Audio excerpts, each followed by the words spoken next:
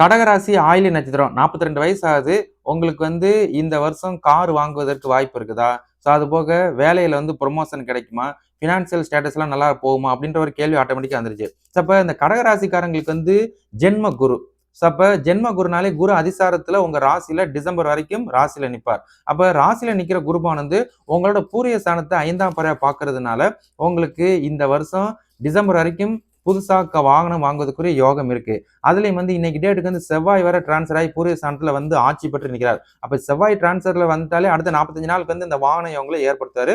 உங்களுக்கு ஸ்டில் வாய்ப்பு இருக்கு அப்படின்றத நான் ஞாபகப்படுத்துறேன். 2வது உங்களோட தொழில் ஸ்தானத்தை இன்னைக்கு டேட்டுக்கு புதன் பார்வையிலும் அதுபோக சூரியனோட பார்வையிலும் இருக்கிறதுனால உங்களுக்கு இந்த வருஷம் ப்ரொமோஷனுக்கு வாய்ப்பு இருக்குது. உங்க கம்பெனி என்ன எக்ஸ்பெக்டேஷன் பண்ணுதோ ப்ரொமோஷனுக்கு அதை உங்க தரப்புல இருந்து நீங்க கொடுங்க. அது உங்களுக்கு உங்க கம்பெனிக்கு ஓகே, எல்லாருக்கும் ஓகே அப்படின்ற பட்சத்துக்கு உங்களுக்கு ப்ரொமோஷன் அடித்தாலும் சொல்றதுல.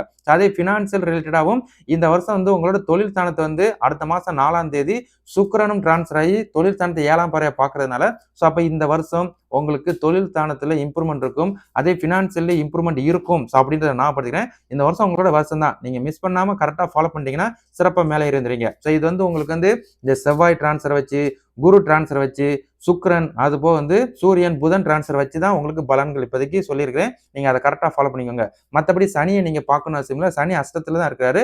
பட் இந்த கிரகங்கள்லாம் உங்களுக்கு சாதகமா இருக்காரு அப்படின்றத நான் ஞாபகப்படுத்திக்கிறேன். சரிங்களா?